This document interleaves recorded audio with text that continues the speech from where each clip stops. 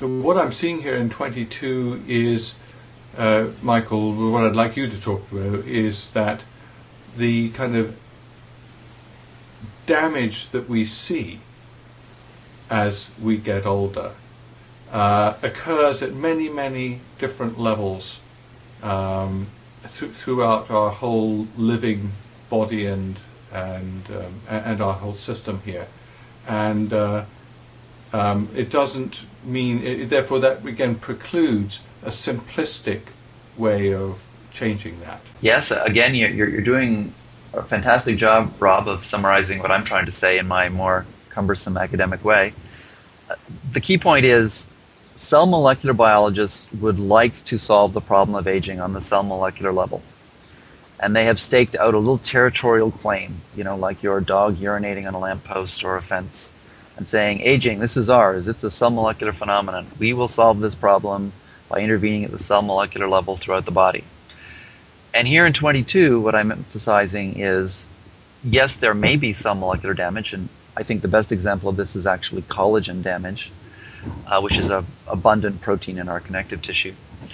But there's also other kinds of damage, and my favorite one of these is a person who still suffers from the long-term effects of a skiing accident in 1969, is things like our joints no longer exhibit the kind of regrowth after the age of 25 or 30 or so that they do when we are younger, such that in effect after the age of 30, if you are a marathon runner or other form of athletic self-abuser, you will progressively damage these macroscopic structures. You can wear them out.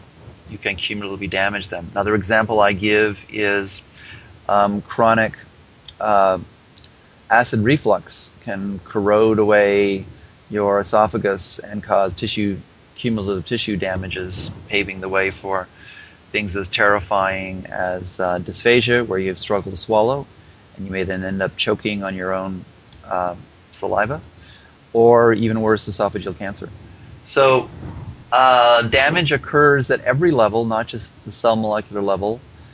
Damage is not in any way specially privileged to DNA or protein. It goes up and down the entire biological hierarchy.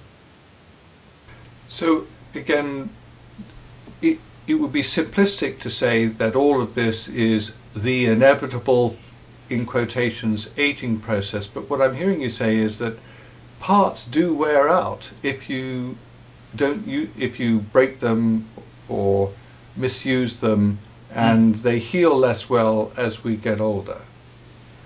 And a good example of this would be our second set of teeth. Basically, we wear them out, we crack them, and the beauty of dentistry, and I think dentistry is wonderful, another problem I would have living in England again, is we've gotten very good at repairing that type of macroscopic damage.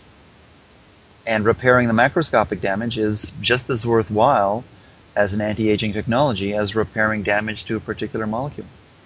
Just to run with that for a little bit here, my dentist tells me that my biannual checkups are perhaps one of the best things I can do to stay healthy overall. He's not over-exaggerating, I think, is he? I don't think so. In particular, there is an association between periodontal infection and heart disease. That one of the, in effect, the sewers, one of the disease, filth-ridden parts of your body is actually your mouth. And if you let that particular vessel of corruption go too far, it can then contaminate vital organs that can kill you forthwith, such as your heart.